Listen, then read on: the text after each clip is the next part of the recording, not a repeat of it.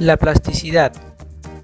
Las propiedades de las partículas desempeñan un papel fundamental en industrias como la alimentaria, farmacéutica, metalúrgica, entre otros, y la micromerítica es la que se encarga de estudiar la ciencia y tecnología de estas partículas, así como su caracterización de propiedades, tales como el tamaño de partícula, la distribución del tamaño, la forma, entre otras propiedades como la plasticidad.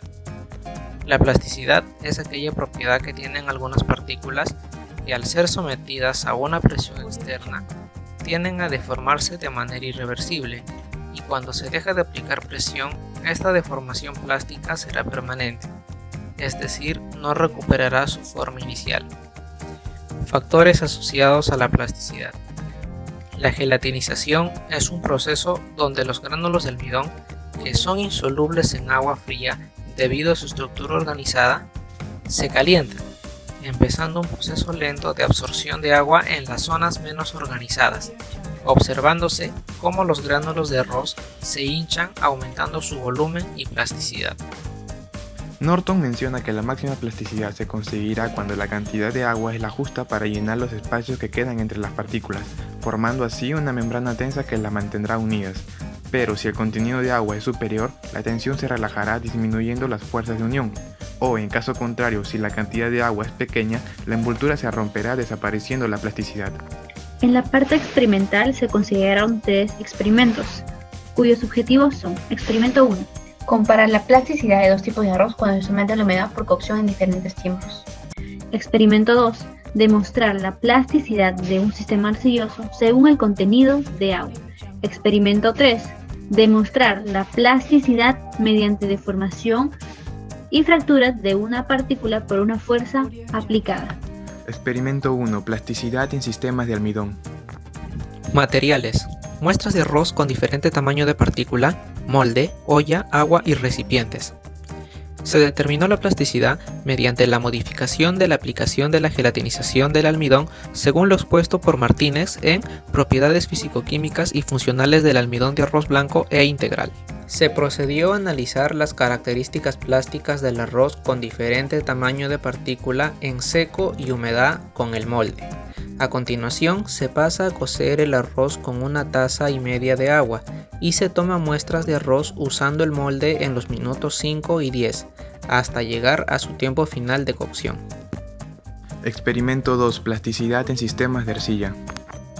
Arcilla, balanza digital, rociador de agua y un martillo. Se determinó la plasticidad mediante una modificación del método del penetrómetro según Modesto y Berandini.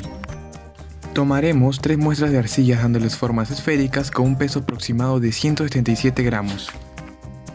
A la muestra A se le disminuirá humedad dejándola secar a temperatura ambiente. Para la muestra B se mantendrá tal y cual. Por otro lado, a la muestra C se le agregará 100 ml de agua en exceso. Procederemos a realizar una marca en cada una de las muestras con ayuda del martillo, para luego observar los resultados.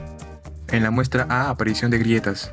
La muestra B no presenta grietas ni humedad en exceso. En la muestra C no presentó grietas, pero sí la formación de lodo y falta de consistencia. Experimento 3. Comportamiento de la plasticidad a nivel de la partícula. Los materiales son grajeas redondas, plastilinas, mortero. Se coloca 6 grajeas en el mortero y se aplica una fuerza con el mazo. Ahora colocamos 6 plastilinas redondas en el mortero y se aplica la misma fuerza. Observamos los resultados. Se observa las grajeas molidas, es decir, fracturadas. Se observa las plastilinas aplanadas, deformadas. Resultados. En el minuto 0, ambos tipos de arroz, con cierta cantidad de humedad, toman parcialmente la forma del molde. En la cocción final, en ambos tipos de arroz, al tomar la forma del molde, quedó más evidente la propiedad plástica de los materiales. Esto debido al proceso de gelatinización. En el libro Pharmaceutical Powder Compaction Technology resalta que en los excipientes derivados del almidón pueden existir tanto agua ligada y agua libre. Destaca que la estequiometría para proporcionar plasticidad a un sistema tiene que ser de 1:1 a 2:1. Nuestro experimento corrobora ello, ya que se empleó la estequiometría 1,5:1. En el presente artículo nos menciona que la gelatinización es una reorganización de la estructura del almidón, que al enfriarse permitirá la cristalización. En nuestro experimento se evidencia ello, al ver cómo las muestras de arroz toman la forma del molde. De ahí deducimos que la gelatinización es un factor que influye en la plasticidad de los materiales.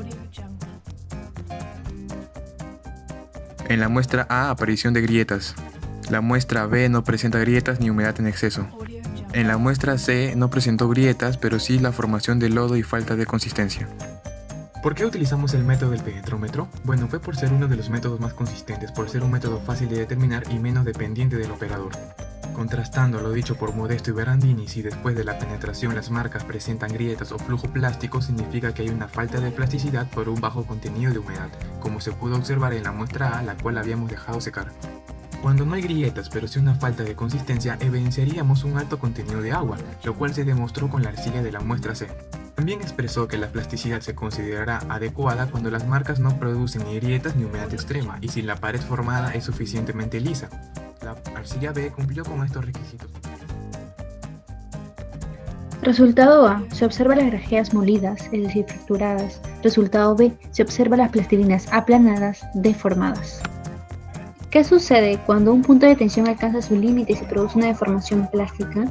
Calanier, en Plastique for Engineers, nos detalla que una prueba de compresión o compactación, a diferencia de los materiales no plásticos, la dirección del vector de incremento de deformación plástica y un espacio de incremento de deformación tridimensional depende solo en la forma de la superficie. Además de verificar que el comportamiento macroscópico visual de la plasticidad es al mismo nivel particular, por lo que según el experimento 3 se logra observar una deformación irreversible en la plastilina que se rige bajo los principios de la plasticidad en arcillas por su composición y en las grajeas se observa la ruptura por la tensión aplicada. Conclusiones. En el experimento 1 se demostró que al agregar humedad en diferentes tiempos de cocción, tanto el arroz como el arroz molido tienen distintos comportamientos plásticos. Se demuestra que la humedad es un factor que modifica la plasticidad. En el experimento 2 se demostró que cuando un cuerpo posee una baja cantidad de humedad o, por el contrario, un exceso en el contenido de esta, la plasticidad se verá afectada dándonos resultados no deseados. En el experimento 3 se demostró que cuando se aplica una fuerza externa, la plastilina por las propiedades plásticas de esta se deforman y no volverán a su estado original, evitando su posible ruptura, a diferencia de las grajeas.